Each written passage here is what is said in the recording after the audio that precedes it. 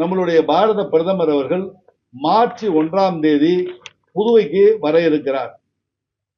அரசு முறை பயணமாக வந்து ஏகப்பட்ட நல்ல நலத்திட்டங்களை இங்கே புதுவைக்கு கொடுக்க இருக்கிறார். நம்மளுடைய பாரத பிரதமர் உங்களுக்கு தெரியும், தமிழினுடைய தொன்மையை உலகெங்கும் பறைசாற்றி கொண்டிருக்கிற ஒரு அற்புதமான தலைவர் அவர்.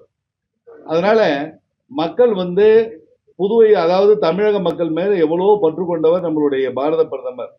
அதனுடைய அடிப்படையில் தான் சிபிஆர் அவர்களை கூட துணை பிரதமராக, துணை ஜனாதிபதி ஆக்கிய பெருமை நம்மளுடைய பாரத பிரதமருக்கு உண்டு. அது மட்டும் இல்ல, இப்ப மலேசியாவில் நடந்த மாநாட்டில் கூட சொன்னார், நான் தமிழகத்தின் மீது அக்கறை கொண்டவன் என்பதற்கு உதாரணமாக போட்டியிடவில்லை என்றாலும் கூட ஜெய்சங்கர் போன்ற ஒரு அருமையான திறமைசாலியை வெளி விவகாரத்துறை அமைச்சராக ஆக்கியிருக்கிறார். அது மட்டும் இல்ல, நிர்மலா சீதாராமன் அவர்களை பைனான்ஸ் மினிஸ்டராக ஆக்கியிருக்கிறார். முருகன் அவர்களை நம்மளுடைய ஊடகத்துறைக்கு சார்பாக அவரை மந்திரியாக ஆக்கியிருக்கிறார்.